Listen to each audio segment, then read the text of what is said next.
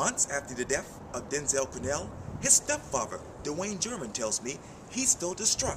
And in this special edition of Quintin's Close-Ups, he speaks exclusively to me about the SLED report, who Denzel was, and his message to the Charleston Police Department and supporters of Denzel. You know, I talked with you on Tuesday night. Yes. I got a surprise phone call from you. Mm-hmm.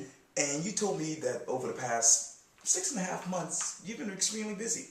You've been consoling family members. You have been working 2 jobs and trying to keep the peace.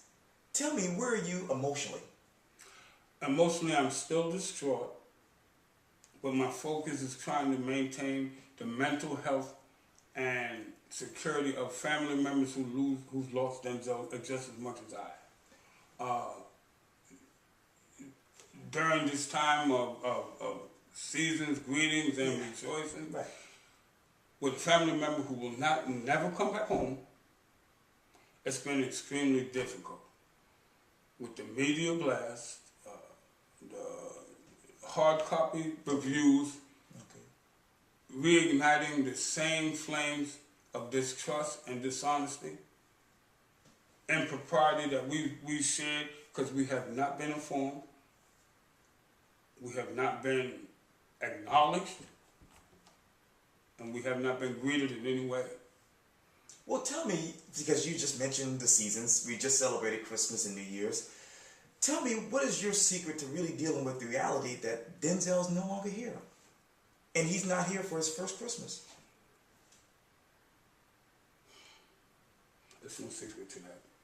The reality is that he will never come home. He won't come home later or sooner. The reality is that though I may be his earthly father, right, he's with his heavenly father now, and I remind myself of that in every passing moment. Yeah. I remind his siblings. His mother's deceased also, so that's another factor that we have to deal with at this time. Sure. 2 close deaths within 18 months is a lot to deal with. We're maintaining. Yeah. And we're holding on to faith. Yeah. And you mentioned his sibling, Denzel's sibling. I understand we were talking off camera that she's on her way to college. Tell me, how is she dealing with this? She's dealing with it very deeply at times, but she tries to keep her focus on living. Yeah. And she and Denzel were extremely close. Extremely close. And it's a great loss for her, as also a loss for her mother. She misses her mother very much. And within 18 months to lose her baby brother is a deep loss. So I commend her for trying to keep her focus. And if she don't keep her focus, I understand. Yeah. I understand. And you mentioned this to me over the phone, but there's something that you want from the Charleston Police Department, and that is? I want acknowledgement of wrongdoing, because he did not kill himself. He did not kill himself. Though it may have happened in a moment of heightened anxiety and heightened adrenaline, yeah, an overzealous action may have taken place where training should have taken place, where a person who's 105 pounds is superior overreacted. Yeah. Maybe because he was overworn, overdrawn, or overzealous, I don't know. But Denzel should not be dead due to this encounter. Not with a trained professional. And let me piggyback on that, because the headline of the Charleston City paper on July 21st said, "Gaps remain in the Denzel Curnell narrative." 7 months later, that is, how many gaps do you believe still remain? All the tapes from the cruiser, the tapes from the housing complex, the inconsistencies in everyone's report, that they tend to collaborate later on as the story progresses.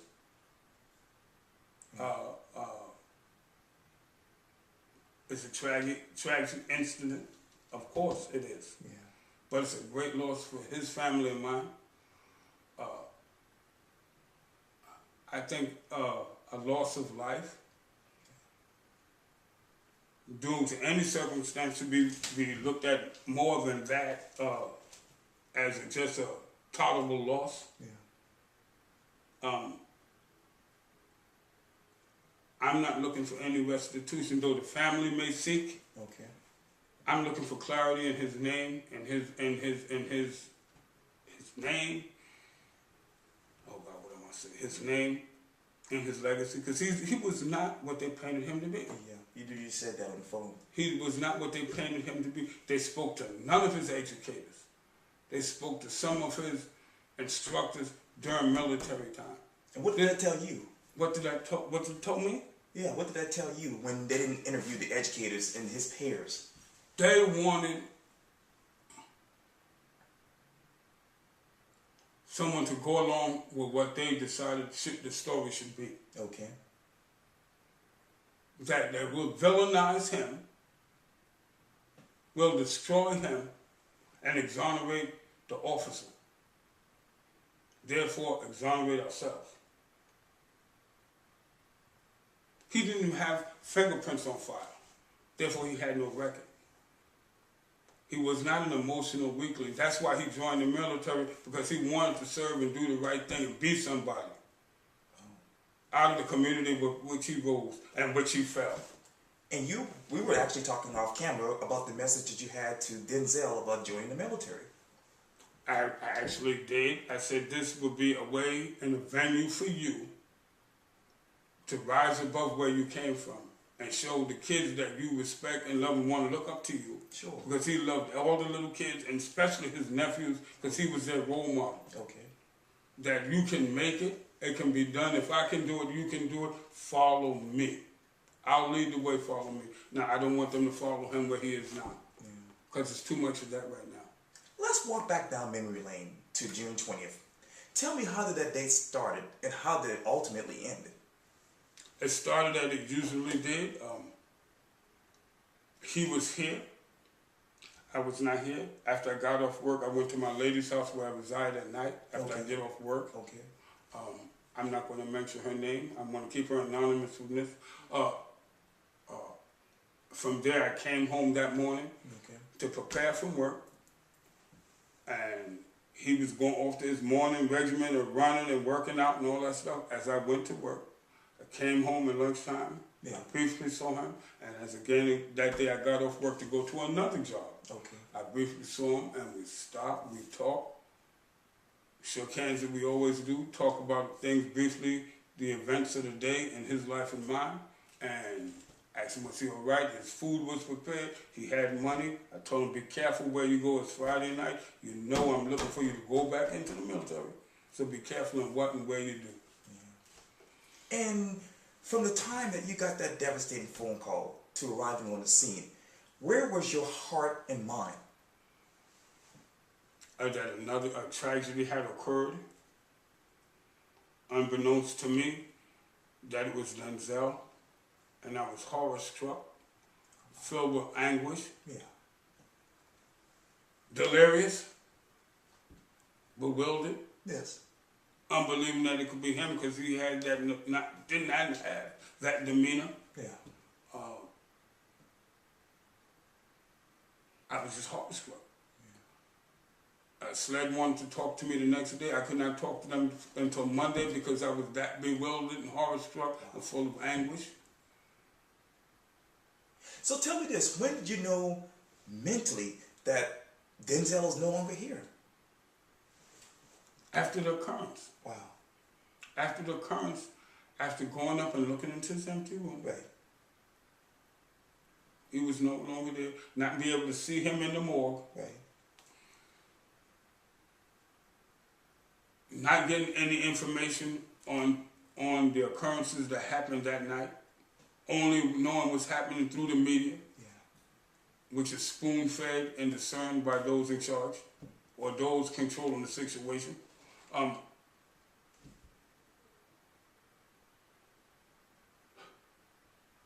And my heart and my mind, I still look for him to come home. Right.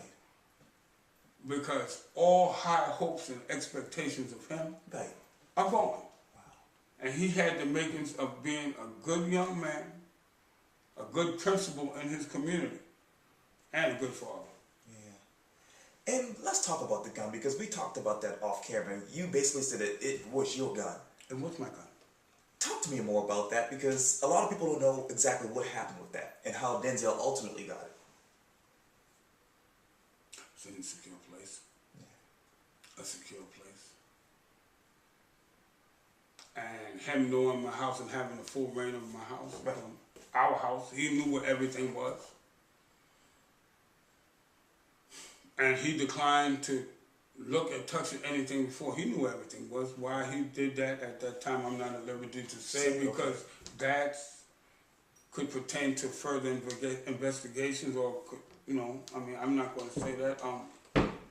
It had to be particular reasons why he touched those instruments. It had to be particular reasons, because he would never done it before. And over a year's time, he never touched anything before. He knew where they were, and he had access if he needed to be, but he didn't need it. Yeah. You didn't even like guns, right? No, he did not. Okay.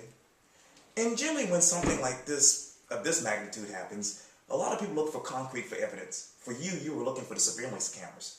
I were. Yeah. I am, still am, and conveniently, they're unavailable. Yeah. Okay. Per cruiser and per the housing complex, the surveillance videos are unavailable. Okay. And they can clarify a lot of things, had to be shown. You said on the phone to me that it was some sort of conspiracy. I think after the incident occurred, and I was not there. Okay. Let me make this clear, I was not there. Okay. That the subjects would decide that it would be more convenient to them to deem it a suicide rather than an accidental shooting. Okay. Which I believe it to be. And you mentioned this earlier, in the days after Denzel's death, obviously information was withheld from you. I'm wondering, when you look back at that, how did it make you feel? I don't trust law enforcement, though I was raised to trust law enforcement. I don't trust them. Okay. I don't trust them because me being a black man, my son being a young black man, that our life don't matter, that is one that'll be expunged and conveniently swept away, not even as an accident, and that household pets have more regard for life. They give more regard for household pets than they give for black men. Okay. Okay. Though at times it may be an accident or out of fear, or fear for their own life or whatever, I understand everyone wants to come home at night. But, you know, someday training needs to be more so than that they use lethal force. Yeah. Lethal force, I mean, that should be the last resort, not the first resort. Okay. And let's stay with Bayside Manor, which is now known as Bridgeview Apartments, because there's some rumors out there that people who actually spoke up about the shooting were either threatened with eviction or actually evicted. I've heard several instances of rumors of that they were either threatened, and some people actually removed from their residence for speaking out on this matter. Is that the Bayside that you know? No, it is not. No, it is not. I don't know Bayside that well. I know a handful of people there. Yeah. I haven't the time to visit there. Right. What goes on there on a day-to-day basis, I'm not authority or knowing enough to say. I can imagine it could be a trouble spot for the police. I don't think it should be painted with one brush with one color. Okay. And in my passing, that's why I wear a certain dress to heighten that. You know, I mean, I think that's a lot of stereotypical point of view right there. To say that because I wear a certain manner of dress, that I'm this or I'm that. Yeah. And though my skin is black, you know what I'm saying? I'm not going to play the race card here. I think it was an overzealous cop, possibly overworked and overbiased. Yeah.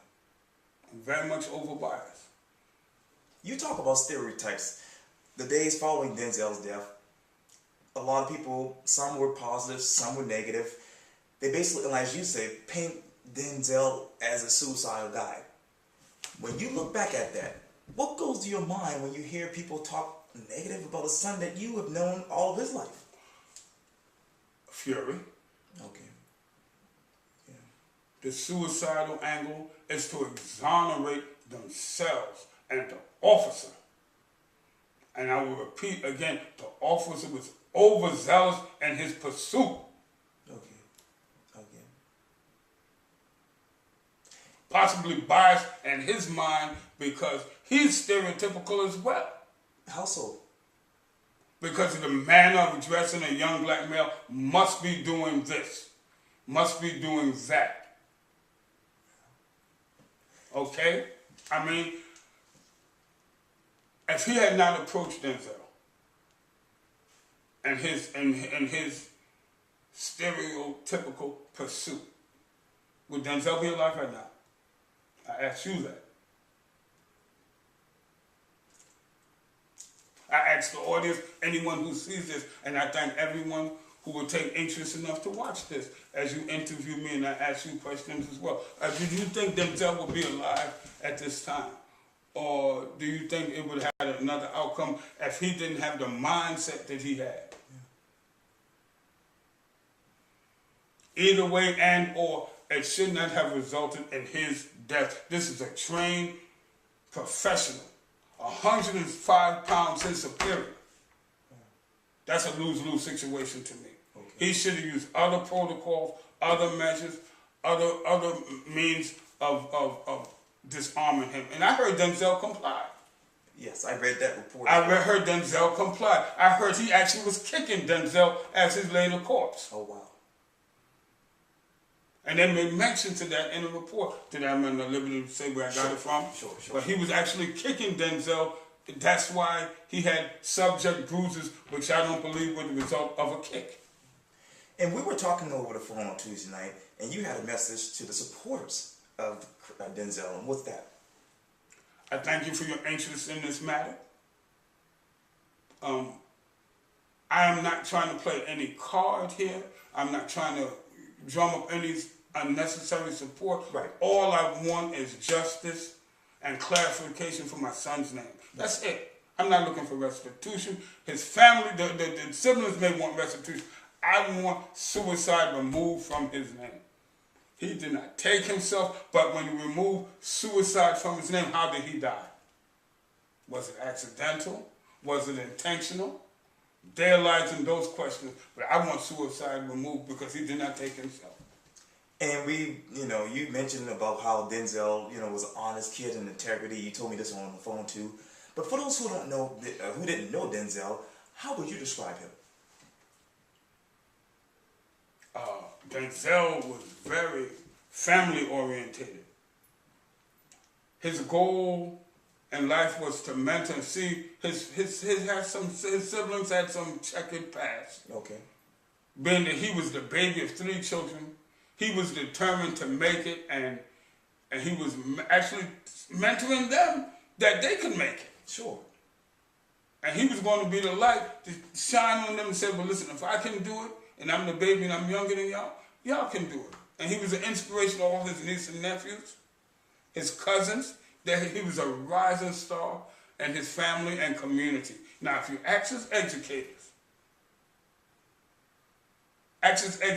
and not the instructors that could possibly have been coerced or nudged into saying or speaking the way they were, and speak from their heart, from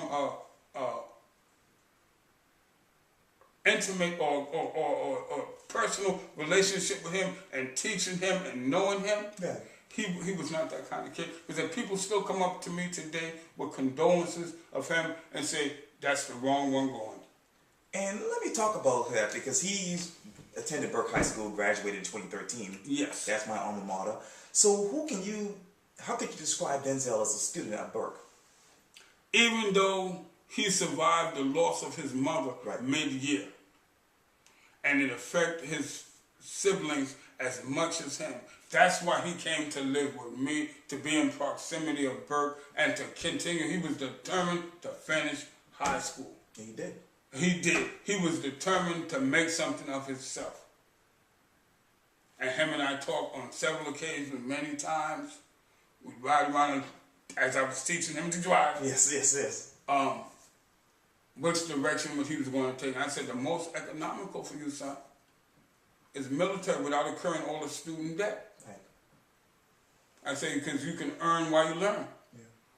You know what I mean? And then, and possibly travel and just get a life experience, good life experience, and possibly pick up learning, a trade or profession without picking up a lot of student debt.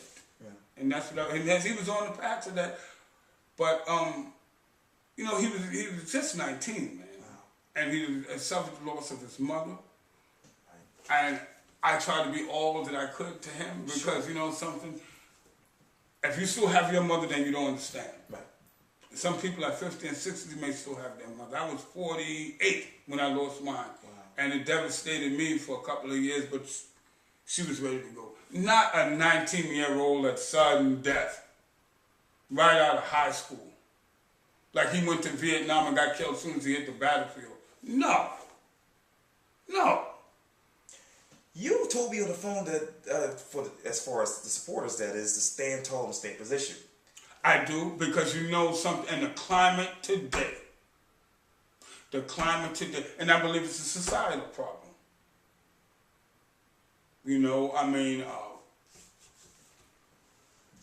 And it's nationwide, it's evident nationwide. Right. That confrontations with police, with young black men and personal, is out of control. Okay. A normal traffic stop or a traffic ticket could end in tragedy. God forbid. God forbid. And then, I thank all those who support and witness this right now, but should nobody ever have to stand in my shoes. Okay. Nobody should ever have to stand in my shoes. It could be your daughter, because the girls are falling victim to this as well. You know what I mean? And the kids are adamant about what they believe. A lot of times they're reluctant to comply. Yeah. And Denzel and I had to talk. We had to talk. I said, I don't want to hear what's happening to these kids around you happen to you. I said, it would kill me. It would kill me. Okay? Lo and behold, horror struck. And I'm only sustained by my faith in God. Yeah. Okay? Yeah. Okay. No man knows the hour or the time. Sure. It's hard. I'm going on. I'm trying to keep hope. I'm only going on by faith. Okay. Because else I'd have done something wrong or stupid, and that's not the answer. Okay. That's not the answer. That's not going to bring them back, and that's not what I want. But I want some acknowledgement of what happened, because the truth is not being told. Okay. And they have the answers and they have the evidence. But as long as they want to keep it to themselves, it's going to be unrest, and it's not going to be no peace. Well, let me ask you this. I like to do this called yes or no. Okay. Yes or no. Did Denzel shoot himself in the head? No. Did Denzel struggle with depression? No. Was Denzel placed on suicide watch while in the military? No. On the night of the incident, was Denzel lingering behind building 127? I was not there to know. Okay. Was the Charleston police officer who confronted Denzel overzealous? Yes. Was Denzel's body turned 9 times? Yes. You told me that they, meaning the Charleston Police Department, took a gift from you. Can you describe to me how you would like to keep Denzel's memory alive? How would I like to keep his memory alive? Yes, sir. And a revised or upgraded or even a new edition of how they police and protect black communities with stop and frisk. How they approach young black men in period, without another police-involved young black male shooting, nationwide or locally. Okay. Well, Dwayne German, this was so great. Thank you so much for your time. Thank you for your time. I appreciate that. Thank you.